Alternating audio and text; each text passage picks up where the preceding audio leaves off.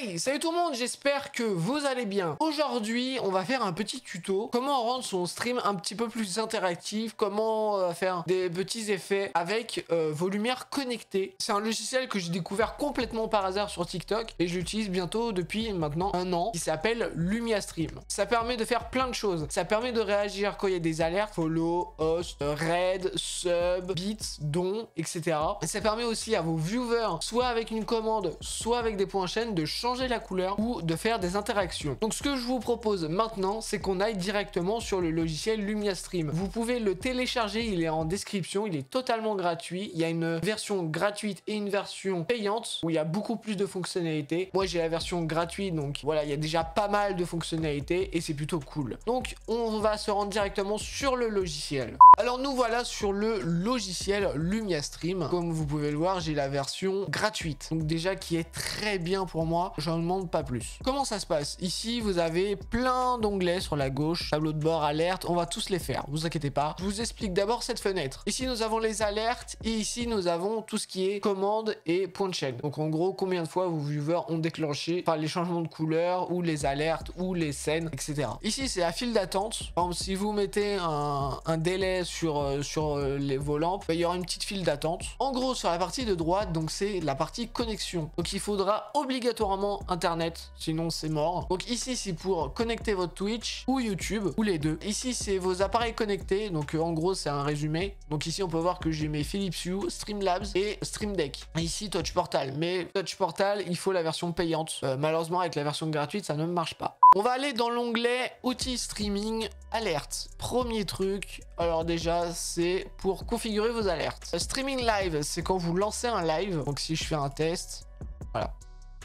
Quand je pars en live, pour m'assurer que je suis bien, que j'ai bien appuyé sur le bouton, mes lampes font ça, donc ça permet aussi de voir que le logiciel est bien lancé. Ici, c'est la préférence. Par quel serveur vous voulez que LumiaStream se connecte. Ici, on a le décalage. Le décalage, en gros, c'est si par exemple vous mettez 2 secondes de délai. En gros, si vous appuyez sur le bouton test, l'alerte se déclenchera au bout de 2 secondes. Et enfin, juste en dessous, on a la durée. Donc, combien de temps dure cette alerte? Moi, j'ai mis 4 secondes. Je vous conseille pas plus de 10 secondes. Au-delà, c'est trop long. Si vous êtes une grande chaîne et que vous avez beaucoup de follow, bah en gros, vos lumières, tout le live, vont pas arrêter de clignoter. Ici, vous avez le type d'alerte. Donc, ne rien faire. Donc, ça fait strictement rien. Couleur. Donc, c'est pour, si on clique dessus, donc c'est la couleur. On choisit une couleur comme on veut. La scène. Donc, ça, on verra ça un petit peu plus tard. Ce que c'est une scène. On a réaction. Donc, ça, c'est les réactions de base de LumiaStream en version gratuite. On peut en créer d'autres. On peut en télécharger d'autres. Il y a une communauté derrière qui crée des alertes et aussi on peut créer des alertes et les partager. On verra ça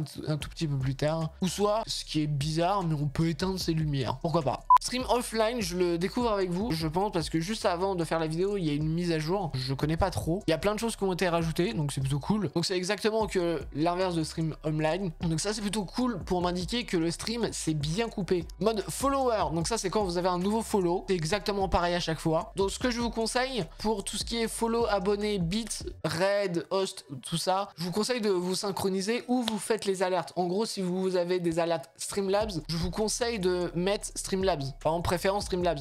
Comme ça, ça sera synchronisé avec vos alertes. Donc c'est beaucoup mieux. J'ai remarqué que si je passe en Twitch, j'aurai un petit délai parce que le délai entre Twitch et Streamlabs, il y a un petit décalage. Donc ici, c'est pareil, c'est décalage. Donc je vous conseille pas de mettre de décalage. Durée, moi j'ai mis 6 secondes. J'ai mis réaction flash. Quand je fais un test, ça fait ça. Voilà, à chaque nouveau follow, ça va clignoter vert. Et après, c'est exactement pareil pour chaque onglet. Abonné, bon, bah malheureusement, ma chaîne n'est pas affiliée, donc ça marche pas. Bits non plus. Host, voilà, host, on peut voir, bam, Streamlabs. J'ai mis une réaction, j'ai mis Rainbow, donc c'est comme ça, quand j'ai un host. Ah, plutôt stylé, j'aime beaucoup. Ici, c'est de définir le nombre minimum de spectateurs pour que les lumières réagissent. Le décalage, ça, je vous conseille pas. La durée, 12 secondes. Alors, je pense que c'est un petit peu long. Ou peut-être pas, je sais pas trop. Je vous conseille aussi de mettre exactement la même durée que vos alertes visuelles. Par exemple, si vous créez une alerte follow qui dure 5 secondes, je vous conseille de mettre vos lumières pareil 5 secondes. Raid, j'ai mis une réaction raid alerte. Cette alerte-là, je l'ai créée moi-même. Donc, ça fait ça. Il y a le train de la hype. Alors ça, c'est nouveau. Il n'y était pas il y a quelques jours. Le train commence, progression du train, quand le train passe un level, et enfin le fin du train. Ils ont vachement progressé. Donc voilà, tout ce qui est YouTube, c'est pareil. Ça, c'est... Alors, je connais pas trop les live YouTube parce que j'en fais jamais. Donc ça, c'est, je pense, c'est quand quelqu'un prend un abonnement. Le super chat, c'est quand il y a des dons. Et le super stickers... Je sais pas ce que c'est. Donc Streamlabs, en gros, c'est tout ce qui est la partie don. Le don en espèces. Le merch, c'est quand vous vendez quelque chose, quand vous vendez des vêtements sur Streamlabs. Il y a aussi la partie OBS. Ça peut se connecter à votre OBS. Ça peut changer de couleur si vous changez de scène. Par exemple, la scène Just Chatting, par exemple, violet. Et après, vous passez sur votre scène Gaming. Pouf, ça se met en vert. Parce que vous avez changé, vous avez défini que la scène Just Chatting, c'est du violet. Et la scène Gaming, c'est en vert.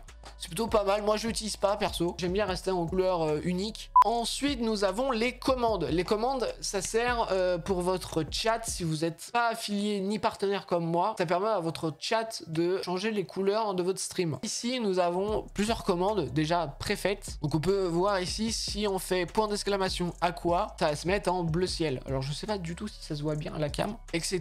Point d'exclamation blue, red, green, orange, purple. Donc, ça, c'est déjà de base. Par exemple, si vous voulez modifier le aqua, il suffit de cliquer sur le stylo. Donc là, vous avez le nom de la commande. Ici, vous pouvez définir la commande, soit une couleur, donc comme ici, soit une scène, on verra ça plus tard, soit une réaction, on verra ça plus tard aussi, ou soit lumière éteinte. Mais c'est bizarre de mettre lumière éteinte. Puis on a le fameux décalage, je vous conseille toujours pas d'en mettre. La luminosité des ampoules, donc moi je mets tout à 100. La durée, je mets 60 secondes. Comme ça, voilà, ça reste un petit temps et après ça revient. Alors je sais pas si on peut le retirer. Ici, nous avons la transition. Donc au lieu que ça fasse un, comment dire, que ça passe par exemple de violet à bleu ciel d'un coup, ça va progressivement passer l'un à l'autre. C'est un mode fondu et je trouve ça beaucoup plus joli que clac clac. Ici, donc c'est les gens qui sont autorisés à taper cette commande. Donc ici, on a les users, les modes pour modérateurs, VIP, les sub tier 3, tier 2, les sub tier, les followers. Et vous pouvez le faire avec les points de chaîne. Vous êtes partenaire affilié. Malheureusement, je peux pas vous montrer parce que moi, je ne suis pas affilié. C'est ce qui est un peu dommage. Mais je pense que il suffit de faire un peu pareil. Ensuite, nous avons le studio. Donc voilà, c'est là, c'est ici qu'on crée les scènes. J'avais fait une scène septembre et une scène Noël. Une ampoule rouge et une ampoule verte. Donc pour créer une scène, vous cliquez sur nouvelle scène. Vous entrez le nom de la scène,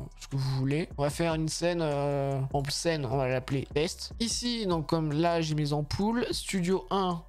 Je vais dire que c'est 7 ampoules. Après, je lui demande, comme j'ai 2 ampoules, je vais dire ajouter un emplacement. Alors, soit si vous voulez, par exemple, les ampoules de la même couleur, vous pouvez juste glisser votre ampoule 2. Là, vous aurez le nom de vos ampoules.